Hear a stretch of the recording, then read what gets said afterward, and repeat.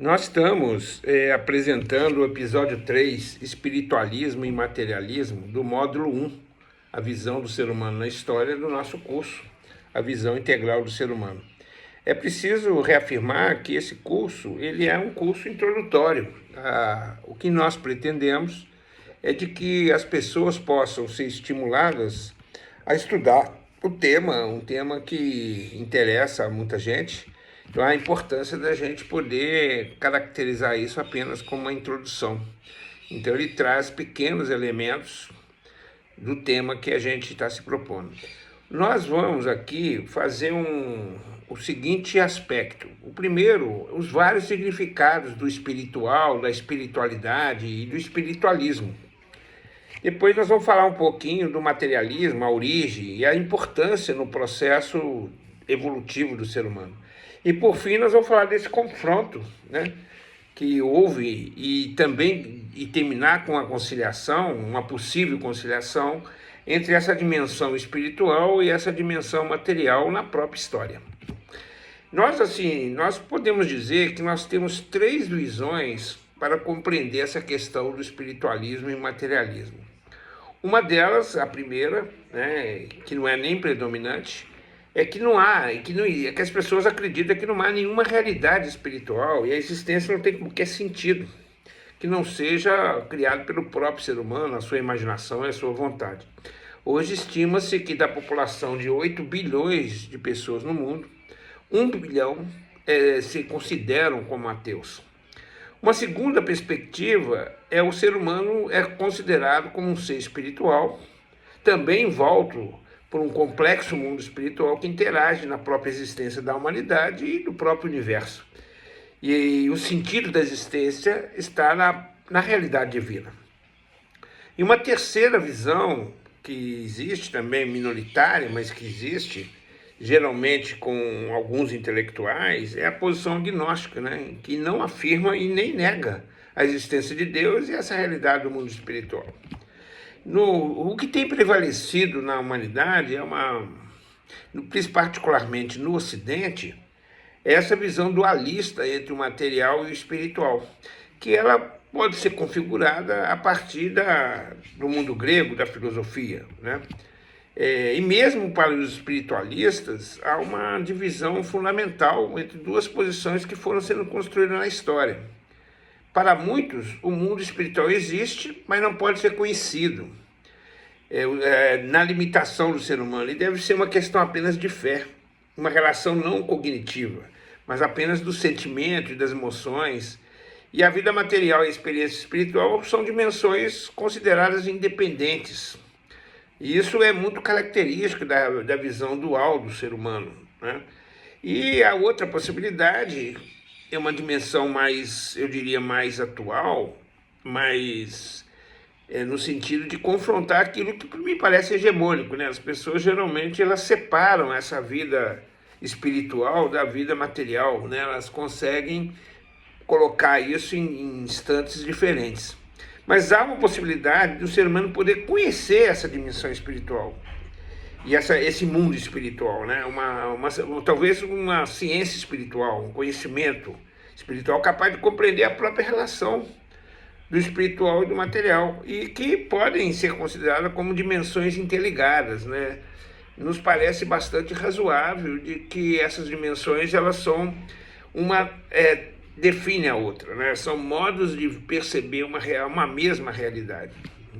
Então, assim, falando um pouquinho daquilo que tem prevalecido sobre o espírito, né? O espírito é um conceito, eu diria que ele na história ele assumiu vários significados, mas é interessante que a gente relaciona ele com várias questões importantes. Primeiro, ele é ligado a uma perspectiva da parte imaterial do ser humano, né? Muitas vezes também se fala que é uma coisa que o espírito ele só se define muito a partir da pessoa falecida, né? Mas também se define como uma coisa que não é física, identifica-se com a alma. Nós vamos ter a oportunidade de diferenciar esse conceito de espírito e de alma, mas há muita gente que há uma mistura conceitual sobre isso.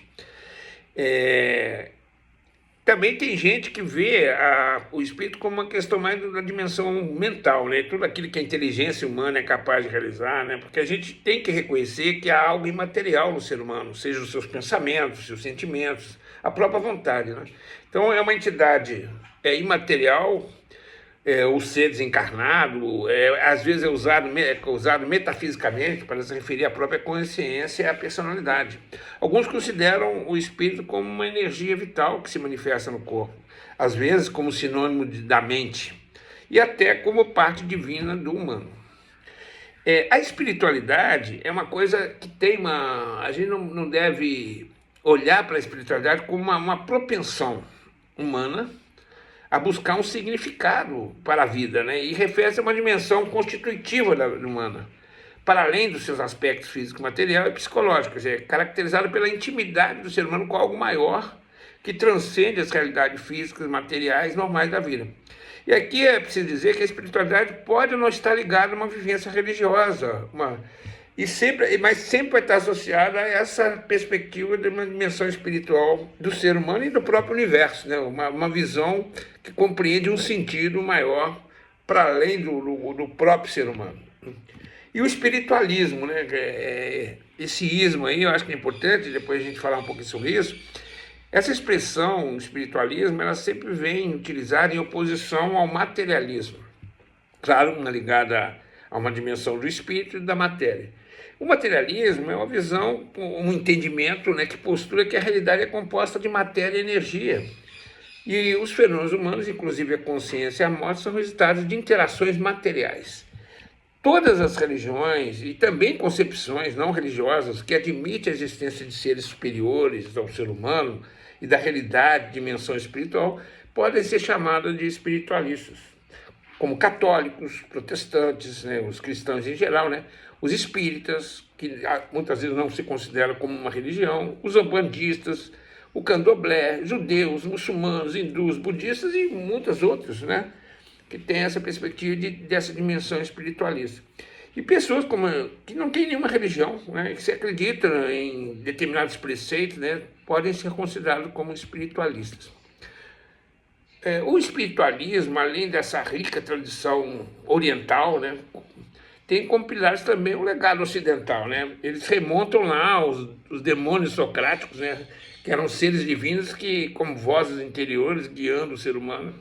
A metafísica platônica, os próprios evangelhos, né, os escritos bíblicos, eles é uma tradição ocidental e que gerou todo o desenvolvimento do cristianismo, né? O neoplatonismo, a herança dos celtas, que acreditavam na imortalidade da alma, a influência da própria mitologia, as correntes heréticas, inclusive, os cátaros, os templários e os protestantes em geral, e muitos intelectuais, como Giordano Bruno, filósofos como Descartes, Spinoza, Kierkegaard, e todo o romantismo alemão, né, o próprio existencialismo, né, o espiritismo, né, que eu acho que é uma tradição ocidental, e a própria física moderna e contemporânea, né, Einstein, né, a psicologia analítica de Jung, e vários modelos, paradigmas que orientam a humanidade contemporânea, né. O materialismo ele tenta explicar os fenômenos como a memória, coisas imateriais, né? A capacidade de raciocinar, as emoções, os sentimentos, como impulsos apenas físicos, químicos, do próprio sistema nervoso, do sangue. Enfim, o complexo organismo humano e o universo como uma obra do acaso, perfeitamente explicado pelas leis da ciência natural e da natureza. Não creio na existência divina e no espírito como fonte dos sentimentos, das sensações, das paixões e dos pensamentos humanos do sentido da vida. O materialismo, a gente vai abordar posteriormente as abordagens possíveis que nós temos do materialismo.